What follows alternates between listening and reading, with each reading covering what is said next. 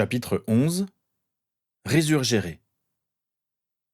Steven et Ginny n'avaient pas grand-chose à faire, à part rester pelotonnés l'un contre l'autre.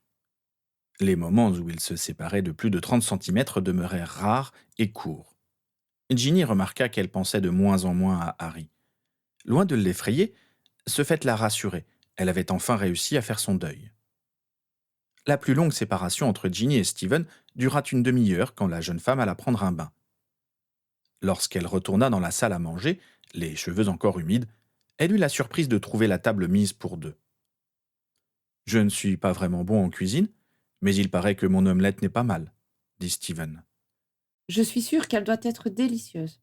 assura Ginny. Je dis ça à l'odeur. « Assieds-toi, je vais te servir tout de suite. » La rouquine s'exécuta. L'omelette était agrémentée de champignons, sans doute cueillis dans la forêt, de quartiers de tomates et de lardons. Pour l'accompagner, Steven versa un verre de vin. Ginny supposa qu'il avait parlé de son projet de dîner à Ron et que ce dernier avait fourni la bouteille. Le dîner fut détendu. Ginny se surprit une fois de plus à ne penser qu'à l'instant présent. Elle insista pour aider Steven pour débarrasser la table.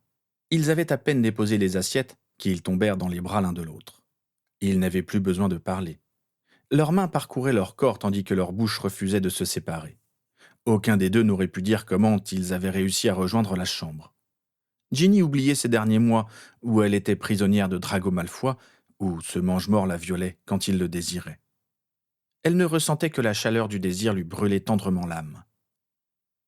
Les deux amants ne s'endormirent que longtemps après avoir soupiré de plaisir.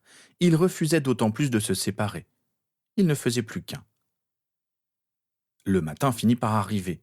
Ginny ouvrit les yeux pour tomber sur ceux de Steven qui lui souriait. Elle répondit à son sourire et l'embrassa pour toute salutation. Bien dormi? Finit-elle par demander. « Avec toi, je ne peux que bien dormir, » dit-il, ce qui lui valut un autre baiser.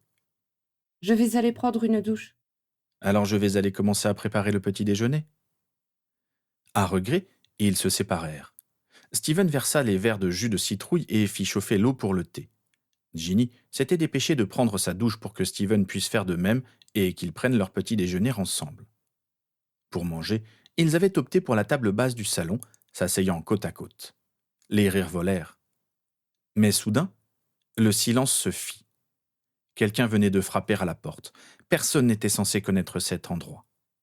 Steven se leva et alla se saisir de son pistolet. Ginny s'approcha de la porte, la baguette à la main. Les coups se répétèrent. Steven jeta un coup d'œil rapide par une fenêtre pour voir si le visiteur avait des amis cachés. Mais rien. Soit ils étaient invisibles, soit ce visiteur était seul. Steven vint se placer près de l'ouverture de la porte de manière à ne pas être vu lorsque Ginny l'ouvrirait, tout en pouvant agir vite au cas où. De nouveaux coups. Steven fit signe à Ginny qu'elle pouvait parler. « Qui est là ?» demanda-t-elle à haute et intelligible voix. « Ginny !» Le cœur de Ginny manqua non pas un, mais une dizaine de battements au moins. Elle n'avait plus entendu cette voix depuis plus d'un an et demi. Malgré tout, elle ne pouvait se tromper. Son cœur se remit à battre, mais à une vitesse folle. Ce n'était pas possible, ce ne pouvait être qu'une ruse de l'ennemi. D'un regard, elle fit comprendre à Steven que quelque chose clochait. « Ginny, c'est moi. Ouvre s'il te plaît, » reprit la voix.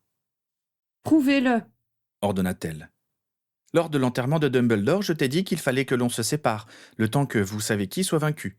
Tu m'as dit vouloir venir avec moi, mais j'ai refusé. » Le tabou était toujours de vigueur. Ginny ne fut donc pas surprise de l'entendre ne pas prononcer son nom. Mais tout le monde, et surtout les mange-morts, étaient au courant du tabou. Ce n'était donc pas une preuve en soi. Mais le récit des mots échangés le jour de l'enterrement, personne ne les avait entendus. Les seuls au courant devaient être Ron et Hermione.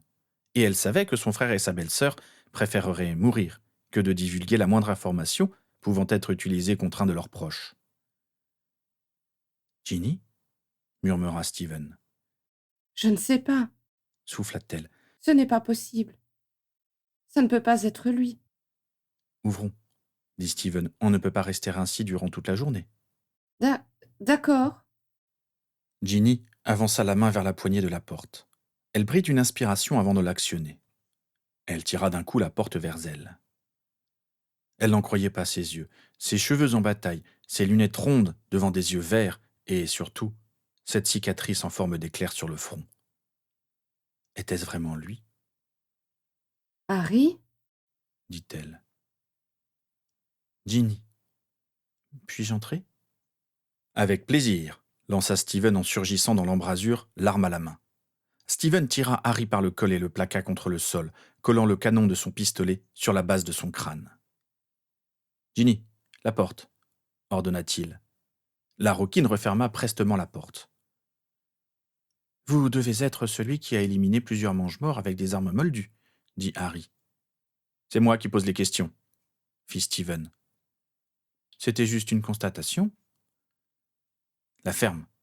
Ginny, combien de temps faut-il attendre avant que ce polynectar dont vous m'avez parlé arrête de faire effet, déjà 1 heure. répondit Ginny. Vous allez me garder 1 heure comme ça questionna Harry. Personnellement, je vais me mettre à l'aise, conclut Steven. Steven releva Harry et le ligota à une chaise après lui avoir pris sa baguette. Le soldat garda son arme à la main et ne le quitta pas des yeux. Ginny et lui s'étaient assis sur le canapé, à 5 mètres de Harry. Tu penses que c'est lui chuchota Steven. Je ne sais pas. Répondit Ginny. Ce qu'il a dit est vrai, et personne n'est au courant de ça à part Ron et Hermione. Mais ce n'est pas possible. Il est mort. Il a été tué par tu sais qui dans la forêt interdite qui borde Poudlard. As-tu vu son corps Non.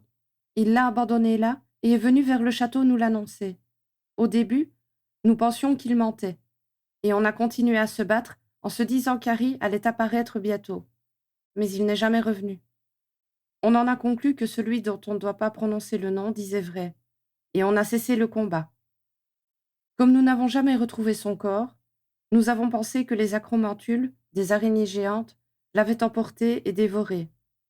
En fait, nous ne voulions pas savoir. C'est pourquoi je suis sûre que ce n'est pas lui. Et si c'était lui Je ne sais pas. Ils restèrent silencieux tout le reste de l'heure. Ginny ne lâchait pas Harry des yeux. Ce dernier lui souriait timidement, mais sans arrière-pensée. À mesure que le temps passait, Ginny était de plus en plus nerveuse. Steven la sentait fébrile. L'heure arriva à sa fin. Aucun changement ne se produisit. Ginny resta figée sur place. Comment était-ce possible? Comment pouvait-il être là? Pourquoi? Souffla-t-elle. Ginny, fit Harry, Pourquoi as-tu disparu? hurla-t-elle les larmes aux yeux. On avait tous besoin de toi. J'avais besoin de toi. Sais-tu combien sont morts? Toute ma famille a disparu. Ginny avait le visage écarlate et les yeux déjà rouges d'avoir pleuré. Sa respiration était saccadée par la fureur. Je suis désolé, Ginny, finit par dire Harry. Je suis impardonnable pour tout ce que vous avez enduré. Où étais-tu? Je ne suis pas mort quand il m'a lancé son Avada Kedavra. En fait, j'étais moi-même un Horcrux. Même lui l'ignorait. Son Avada Kedavra ne m'a pas tué, mais a détruit le morceau d'âme qui était en moi. Je suis tombé inconscient, me retrouvant dans un monde éthéré où j'ai parlé avec Dumbledore. Il m'a expliqué certaines choses, mais j'en ai eu marre d'un coup. Je l'ai rejeté. Quand je me suis réveillé, j'étais seul, dans la forêt interdite. Les échos des combats me parvenaient, mais je ne voulais plus que l'on compte sur moi. Je voulais juste vivre en paix, loin de tout ça. Je suis parti. Je pensais pouvoir oublier et repartir de zéro, mais chaque soir, je pensais à tous mes amis que j'avais lâchement abandonnés. Et surtout, je pensais à toi. Je ne pouvais plus me cacher à moi-même ma honte. C'est pourquoi je suis revenu. Ginny était restée silencieuse durant le récit de Harry. Le silence perdura encore quelques secondes. Tu aurais dû rester là où tu étais. Lança-t-elle. Nous n'avons plus besoin de toi. Ginny ne lança pas un regard à Harry et sortit de la maison, courant presque. Steven ne la suivit pas. Il devinait qu'elle veuille rester seule un peu. Il planta son regard dans les yeux verts de Harry. Un silence pesant s'installa. Harry osa finalement parler à Steven. « Vous êtes d'origine moldue ?» demanda-t-il. « Qu'est-ce qui vous fait dire ça ?» dit Steven sans la moindre chaleur dans la voix. « Vos armes. Je suis moldu. Comment vous êtes-vous retrouvé dans cette situation? Ça, avant je voulais le savoir, maintenant ça n'a plus d'importance. Steven perçut un claquement de fouet à l'extérieur. Ce devait être Ron et Hermione qui rentraient de leur réunion avec la résistance. Il perçut les paroles étouffées que le couple échangeait avec Ginny. Il y eut une exclamation sonore mêlant leurs deux voix. Quoi? La porte s'ouvrit à la volée. Ron et Hermione parurent totalement déboussolés. Harry souriait de revoir ses deux meilleurs amis. Hermione fit quelques pas, mais la main de son mari l'arrêta. Ron s'approcha de Harry, toujours assis et attaché. Ainsi tu es toujours vivant, dit-il. Oui, répondit Harry. Il ne put rien dire de plus. Le poing de Ron vint lui percuter la mâchoire, le faisant tomber sur le côté. Et ce n'est que maintenant que tu reviens, hurla Ron, attirant immédiatement Ginny à l'intérieur. Tu te rends compte qu'on a tous cru que tu étais mort? Est-ce que tu peux l'imaginer? Quoi que tu crois, oui, Ron, je le sais. Car j'ai ressenti la même chose. Chaque jour, je me demandais si toi, ou Hermione, ou Ginny, ou n'importe qui d'autre n'était pas tombé. Car j'étais sûr que vous n'aviez pas cessé le combat, contrairement à moi. Ron regardait toujours son ami avec colère, mais déjà ses poings se rouvrirent. Il sortit sa baguette et passa derrière le dossier de la chaise pour trancher les liens. Ron aida ensuite Harry à se relever. Ils restèrent face à face de longues secondes, puis Ron entoura son ami de ses bras pour le serrer contre lui. Harry mit quelques secondes de plus à lui rendre son étreinte. Quand le rouquin le lâcha, ce fut au tour d'Hermione de prendre le brin dans ses bras. Ginny resta à distance. Elle pouvait comprendre que Ron et Hermione soient heureux de revoir Harry. Elle aussi l'était. Mais cette résurrection la jetait dans un trouble sans fond. Elle se souvenait des sentiments qu'elle ressentait encore pour lui. Mais elle aimait aussi profondément Steven. Elle ne supporta pas ces deux présences autour d'elle dans la même pièce. Elle courut se réfugier dans sa chambre et verrouilla la porte d'un col à porta. Harry l'avait suivie du regard. Il ne dit rien. Il n'avait pas besoin d'imaginer ce qu'elle ressentait. Une fois de plus, il était dans le même cas. Ses yeux se portèrent sur Steven, mais le soldat ne le regardait pas. Lui aussi avait suivi la rouse des yeux. Finalement, l'Américain dut sentir le regard peser sur lui, car il tourna un regard sombre vers Harry. Puis, il se contenta d'aller ranger son arme, qui occupait toujours sa main.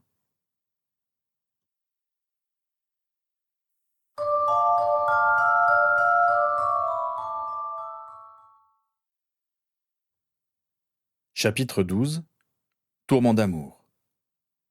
Le soir, lors du dîner, Ginny ne sortit pas de sa chambre.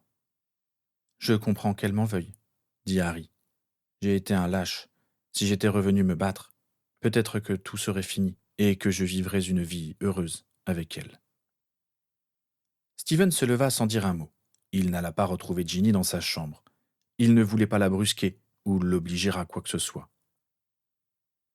« Il n'a pas l'air de m'apprécier, » dit Harry. « Comment un moldu s'est-il retrouvé mêlé à cette guerre? Il était marié à une sorcière ?» « Non, » répondit Hermione. « C'est une histoire assez étrange. Steven est dans l'armée américaine. Il était dans un pays en guerre quand, tout à coup, il s'est retrouvé à Poudlard. Ginny est la première qu'il a rencontrée. Elle tentait de fuir les mange-morts. Steven l'a aidée. Ils sont allés jusqu'à Glasgow retrouver Neville, puis sont venus ici. J'ai entendu parler que les terroristes pro-moldus, comme disent les journaux maintenant, utilisaient des armes moldues, fit Harry. Comment s'est-il retrouvé à Poudlard? On ne sait pas. J'ai cherché, mais je n'ai rien trouvé. Et quand est-il apparu? Il y a un mois environ. Harry se bloqua d'un coup. Ses yeux s'écarquillèrent. Harry? Fit Hermione. Il y a un mois? Répéta Harry. Oui, on ne sait pas. Mais attends, tu sais quelque chose? Harry se contenta de se lever pour aller jusqu'à son sac. Il en sortit un vieux grimoire et le tendit à Hermione. Une page était marquée et la jeune femme y alla directement. Au fur et à mesure de sa lecture, ses yeux s'écarquillèrent. Elle finit par lancer à Harry un regard affolé. « Tu n'as pas fait ça ?» questionna-t-elle inutilement. « Si, répondit Harry. Mais tu es devenu fou. Est-ce que je pourrais savoir ce qui se passe interrogea Ron. Harry a fait un rituel très dangereux, expliqua succinctement Hermione. Pourquoi as-tu fait ça? Je voulais qu'on ait un peu d'aide pour le combattre, raconta Harry. Ne dit-on pas combattre le feu par le feu? Mais quand même, ce rituel sert à invoquer un démon d'une autre dimension, mais pas à le contrôler. Je pensais l'avoir raté. C'est le cas. Aucun démon n'a l'air d'être apparu dans notre dimension. Et à la place, Steven est arrivé. Il ne vient pas d'une autre dimension. Le pays où il était existe et est en guerre. Tu sais très bien que ça peut être le cas dans d'autres dimensions. Je parie que c'était une de tes pistes pour comprendre ce qui lui était arrivé. Avec ce grimoire, tu vas pouvoir le renvoyer chez lui. Un nouveau silence s'installa. Ron et Hermione se regardèrent. Quoi? Fit Harry. Je ne pense pas qu'il veuille repartir, dit Ron. Il le doit, il n'a pas sa place ici. Il nous est utile dans cette guerre. Je ne peux pas croire ce que j'entends, s'écria Harry. Vous feriez passer cette guerre avant son bien-être? Vous êtes prêt à le forcer à rester juste pour combattre? Il n'y a pas que ça, tempéra Hermione. Alors quoi? Il aime Ginny. Harry resta figé par la nouvelle. Voilà pourquoi le militaire n'avait pas l'air de l'apprécier. Et il savait ce qui avait lié Harry et Ginny. Et... et Ginny? Demanda Harry à demi-mot. Ils sont ensemble depuis quelques jours, avoua Ron. Elle te croyait mort. D'ailleurs, tu l'étais pour nous tous. Le temps répéta un silence. Harry ne put s'empêcher de se traiter d'idiot. Il eut une pensée violente envers Steven, mais il se rendit compte qu'il ne pouvait s'en prendre qu'à lui-même. Après tout, il avait fui, et dans le tourbillon de pensées qui l'assaillait, il parvint à sourire légèrement. C'est bien, murmura-t-il. Au moins, elle a réussi à tourner la page. Cette nuit-là, Ginny ne parvint pas à dormir. Elle ne cessait de se poser des questions. Elle aimait Steven, mais le retour de Harry lui avait rappelé les sentiments qu'elle ressentait pour lui. Elle finit par se lever pour aller se chercher un verre d'eau. Tout occupée à déglutir, elle n'entendit pas que quelqu'un arrivait dans son dos. « Ginny !» fit Harry. La rousse se retourna vivement. Elle fixait Harry. « Je ne voulais pas te faire peur, » continua-t-il. « Ron et Hermione m'ont dit pour toi et Steven. » Et alors? Tu croyais que j'allais rester à me morfondre? Je suis content pour toi. Je t'ai perdu, mais pour ça, je ne peux m'en prendre qu'à moi-même. Oui, tu as raison sur ce point. Ginny le planta là, retournant dans sa chambre. Elle s'allongea sur son lit. Elle avait eu des mots durs contre Harry, trop durs peut-être. Après tout, elle était quand même heureuse de le revoir en vie. Le lendemain, Ron se rendit au quartier général secret de la Résistance. Quand il revint, il expliqua que l'annonce du retour de Harry avait été accueillie avec des réactions diverses, allant de l'incrédulité à l'éclatement de joie. Ils devaient tous s'y rendre au plus vite. Cette fois-ci, Steven et Ginny les accompagneraient. Par raison de sécurité, le voyage se ferait de nuit. Ginny et Steven ne s'étaient quasiment plus parlé depuis le retour de Harry. Steven voulait être patient, mais la vérité, c'était que la jeune femme lui manquait. Une fois qu'il eut terminé de préparer ses affaires pour partir, il se dirigea vers la chambre de Ginny. Il voulait lui parler, juste lui parler. Au moment où il allait frapper à la porte, celle-ci s'ouvrit, faisant apparaître devant lui, telle une flamèche rougeoyante, la belle rousse. Ginny demeura interdite durant plusieurs secondes. Steven s'attendit à ce qu'elle referme la porte, mais elle esquissa un timide sourire et l'invita à entrer en s'effaçant. Elle referma la porte derrière lui. « Excuse-moi de venir comme ça, » commença-t-il, « mais je voulais te parler. Ça fait depuis que Harry est revenu qu'on ne se parle plus. » Je sais. En fait, j'allais te voir aussi. C'est plutôt à moi de m'excuser. Je me suis réfugiée dans le silence sans te donner la moindre explication. Mais je ne savais pas quoi te dire. Tout est embrouillé dans mon cœur. Enfin, un peu moins maintenant. Il faut dire que je n'arrête pas de réfléchir en ce moment. Je comprends.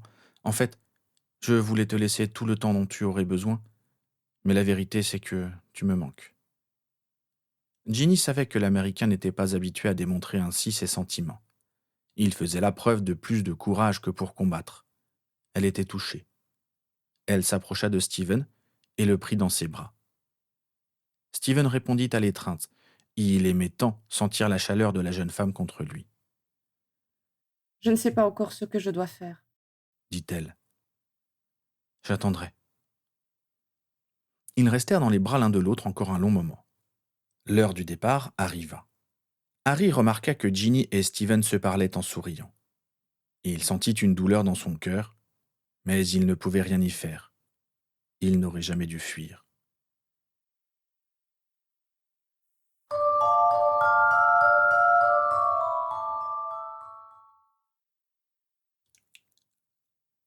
Chapitre 13. Trahison. Le point d'arrivée était une forêt irlandaise. Les arbres cachaient les étoiles.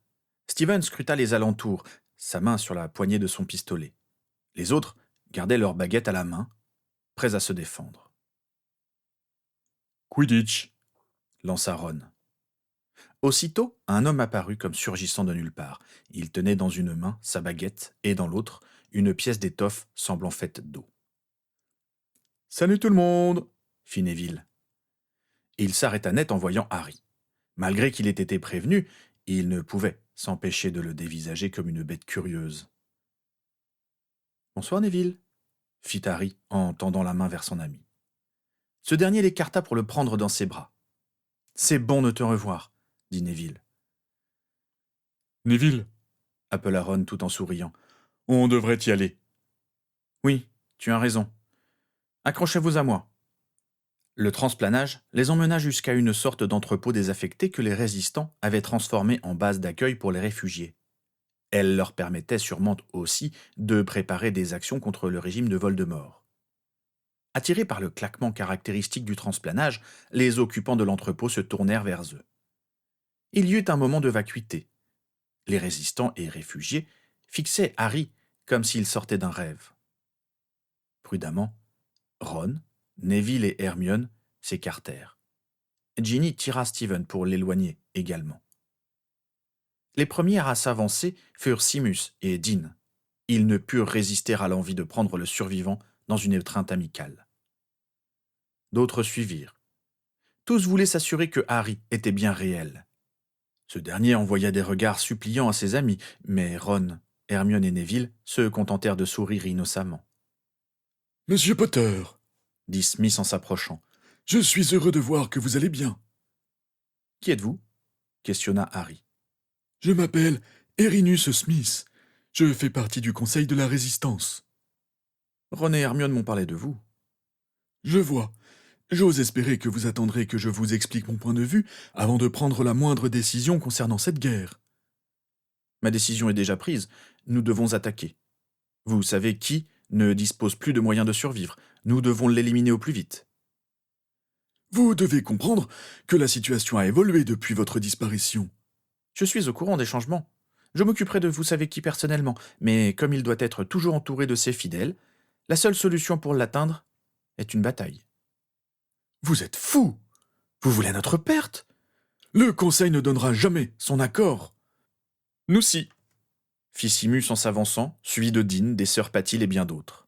« Depuis le temps qu'on attend ça, vous ferez ce que le Conseil dit, » éclata Smith. « Nous ferons ce que nous jugeons bon pour notre monde, » contredit Dean, « pour venger ceux qui sont tombés et ramener la paix. » Smith parut ulcéré. Son regard passa sur tous les visages déterminés qui se trouvaient devant lui. Il finit par Ginny et Steven. « Je vois que vous préférez vous allier aux Moldus que faire confiance aux vôtres, » dit Smith. « Je ne connais Steven que depuis peu, » acquiesça Harry. « Mais il a acquis la confiance et l'amitié de gens qui me sont chers et en qui j'ai une entière confiance. Je lui fais donc confiance. » Smith n'ajouta rien et tourna les talons, suivi de ses quelques fidèles. Le soir, il y eut une fête pour le retour de Harry. Tous voulaient lui parler, l'approcher. Ginny ne désirait pas y participer. Elle se tint à l'écart. Steven vint la rejoindre. Ils ne se dirent rien. Ils se contentèrent de rester côte à côte. Au bout d'un moment, Steven sentit la tête de la rousse se poser sur son épaule. La jeune femme s'était endormie paisiblement. Il évita de bouger pour ne pas la réveiller, se contentant de déposer un baiser sur ses cheveux de feu. Et finalement, il s'endormit aussi. Combien de temps avait-il dormi ? Juste quelques heures, semble-t-il. Steven et Ginny furent réveillés tous les deux par l'agitation anormale qui avait envahi la résistance. Le nœud de l'agitation se concentrait autour de Harry. Ginny et Steven s'approchèrent. « Ils arrivent !» dit un résistant. « Un ami qui travaille au ministère m'a envoyé un patronus pour me dire que la nouvelle s'était répandue comme une traînée de poudre. Harry Potter serait encore vivant. Et surtout, ils savent où il est. Ils viennent. Les aurores, les mange-morts et... lui !» La peur envahit tous les visages. Certains disaient qu'il fallait fuir, d'autres pleuraient en disant que tout était fini. Dans toute cette agitation, Harry cherchait des yeux la moindre aide. Il ne s'était pas préparé à ça. Hermione semblait réfléchir. Ron avait les yeux comme des soucoupes. Neville, Dean, Simus et quelques autres essayaient de calmer ceux qui paniquaient. Ginny prit la main de Steven sans s'en rendre compte. Le soldat la sentait trembler contre lui. « Silence !» cria Harry sans parvenir à couvrir le brouhaha des voix et des plaintes. « Silence !» Mais personne ne l'entendait. Puis une détonation retentit, faisant taire tout le monde. Steven venait de tirer un coup en l'air avec son pistolet. Tous s'étaient tournés vers lui. « Quoi que vous fassiez, fuir ou combattre, décidez-vous vite et dans le calme, dit-il. Sinon, nous mourrons tous. Je voudrais savoir une chose déjà. Comment ont-ils su où nous sommes ? La question leva un point important qui n'avait pas été pensé par les résistants. Il ne pouvait y avoir qu'une seule réponse logique. Ils avaient été trahis. Mais par qui ? Je pense que comme moi, vous en êtes venus à la même conclusion. Il y a un traître parmi nous, continua Steven. Nous n'avons pas le temps de chercher qui c'est. Nous devons faire vite. Potter, que décidez-vous ? Maintenant, c'était vers Harry que tous les yeux se tournaient. Steven avait totalement raison. Il fallait choisir vite entre les deux seules solutions qui s'offraient. Pour sa part, la décision était déjà prise. « Je me suis caché tel un lâche durant ces 2 dernières années, dit-il. Je suis maintenant de retour parmi vous, et si je suis revenu, poussé par la culpabilité, c'est avant tout pour reprendre le combat. Je voulais me battre sur un terrain qui nous serait favorable, mais je pense que le sergent Wright ne me contredira pas si je dis que parfois, on ne choisit pas son champ de bataille. Je n'oblige personne à rester, mais Voldemort arrive, et je vais l'attendre pour finir ce que j'ai commencé il y a plus de 2 ans. Tous ceux qui préfèrent partir pour sauver leur vie le peuvent. » Harry traversa la foule qui le fixait silencieusement. Il s'arrêta juste devant Steven. « Merci, dit-il. J'avais besoin d'être réveillé. » Harry tourna les yeux vers Ginny. Celui-ci remarqua qu'elle tenait la main de Steven. Elle ne la retira pas et soutint le regard du balafré. Ce dernier sourit légèrement avant de s'éloigner. « Ainsi, c'est lui qu'elle a choisi, » pensa Harry.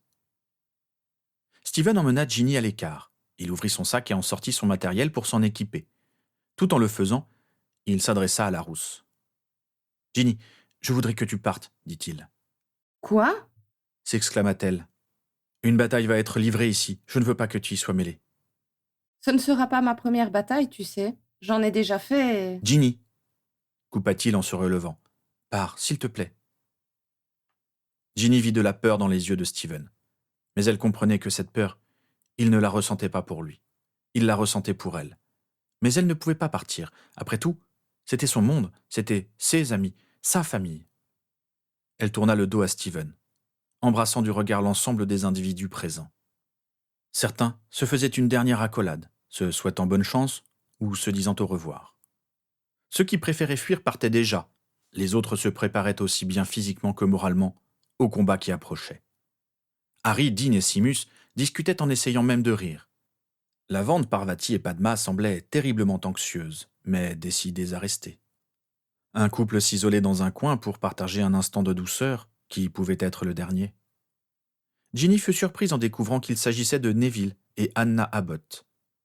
Un autre couple avait préféré l'intimité d'un coin sombre, mais celui-ci ne la surprit pas, vu qu'il s'agissait de son frère et de sa femme. « Je ne peux pas partir, » dit Ginny. « Ma place est ici, plus encore que pour toi. Si par ma présence je peux permettre à n'importe lequel d'entre eux de survivre, alors c'est suffisant. Et puis, il y a toi. Je ne veux pas te perdre. Et je sais que tu as décidé de rester. Steven avait fini de s'équiper. Il s'approcha de Ginny dans son dos et l'entoura de ses bras. Ginny ferma les yeux pour apprécier l'étreinte. Elle se retourna pour lui faire face et l'embrassa. Elle savait maintenant. C'est à ce moment-là qu'une voix glaciale et sifflante leur parvint depuis l'extérieur.